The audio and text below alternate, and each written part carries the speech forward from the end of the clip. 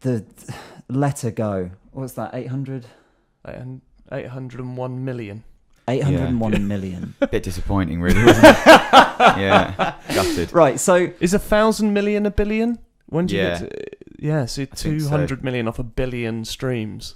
So 1 in 7 people on the planet will have heard the song. Well, that is... or my mum 700 million times, yeah. Take us to the like the conception of that track. Like, where was it born? And I don't mean where did you record it in the studio, but literally where were you and how, where did that come from? I was in Newcastle, which is 2 hours north of Sydney, not our Newcastle. Oh, I was about to say, what a shit story. Anyway, next one. And I was supporting a friend's band, and I was sitting in the dressing room, and I was actually, it's funny you should mention those kind of down moments, those low moments. And I remember my friend's band were doing really well at the time, and they were all over Triple J, which is massive, Australia's Radio 1.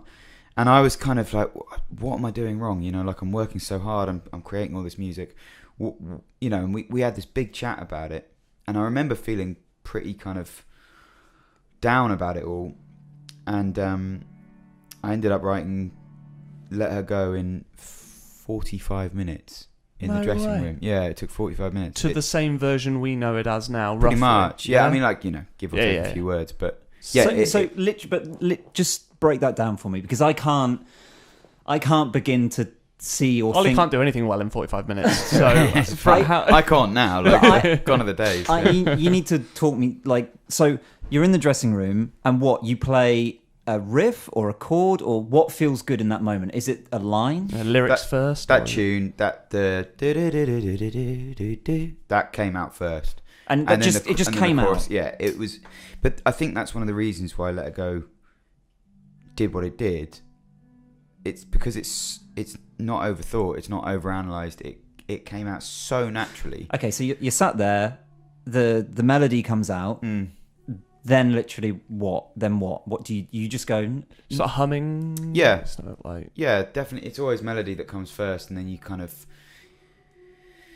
It's very difficult to explain, but yeah, quite often you get a sense of, if not what the song should be about, the kind of the feel of the song. You get a sense of the atmosphere of the song, and I think then it kind of sets up a lyrical plate for you, if that makes sense. The song starts to come together. How long between writing that song backstage at the gig and getting into the studio? Probably about 6 months. Wow. So you're sitting on it a while. Is that frustrating? Because do you think, I think I've got one here?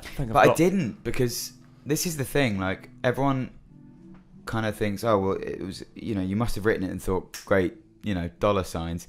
I'd written songs before that and I've written many since where I've thought, flipping heck, this is really special. Yeah. And it's not really gone on to do anything. So by that stage, I'd been busking for so long. I'd been so rejected by the industry as far as like radio play and all that kind of stuff goes. I was like, it doesn't matter what I do. You're hardened to the feeling of it not necessarily working out. But not, and I wasn't in it.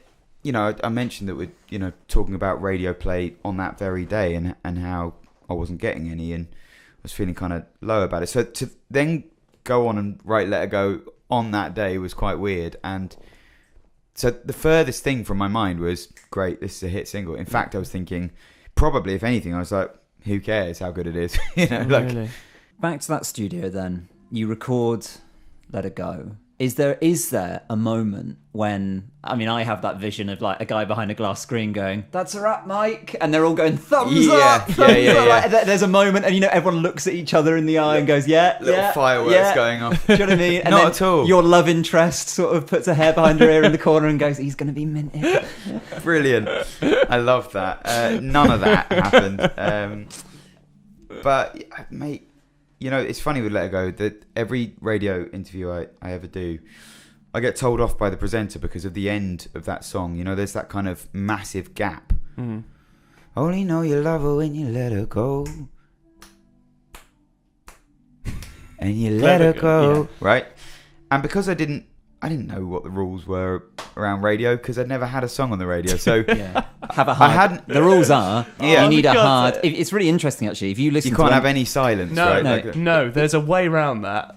There is a way around that. You can talk in the gap between. Yeah. Do exactly what you did again, and we'll show you what what you have to do. So Only know you love her when you let her go. That's Passenger there with Let Her Go, track of the week this week. And you let her go. Join us next for that's what. Yeah, that's how you work around the gap. Yeah, well, there are many presenters worldwide that are furious with me anyway for putting them in that position. But, so funny. Okay, so no magic moment happens in the studio.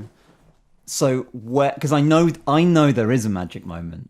I know there is, because you cannot have something that is that big a movement that at one point you didn't suddenly go, and I don't know whether it was when you were driving along and it came on the radio, or there was a phone call, but there would have been a moment where you suddenly went, oh God. Yeah. The weird thing with that song was kind of how it got started, because it came out on that record and it was out in the world for 9 months. This is what I mean about when people say, like, you must have known it was a hit. No one fucking knew it was a hit. For 9 months, no one was kind of tearing my arm off for it. It was out in the world, you know. Yeah. And we got this email from this guy called Dave in the Netherlands. And it's a funny email. He's like, look, I'm a radio plugger. I've heard your song. I was having lunch in a cafe and I heard your song. I Shazammed it. I found out who it was. And he's like, I really like it. I think it could be a hit here in Holland. Would you let me take it to radio for you? And it's one of those emails where you read and you're like, fine. Yeah, I've literally got nothing to lose here. Sure. Why not? Yeah. Sure, Dave. And within 2 weeks, it was the most played song in the Netherlands. 3 weeks, it was number one. And then it dominoed around the world. But it was... The thing that I'm perplexed by is that if Dave hadn't had lunch in that cafe that day and he hadn't heard that song... It would have all been different. Just saying, like, who knows? Maybe it would have happened somewhere else at some other time. But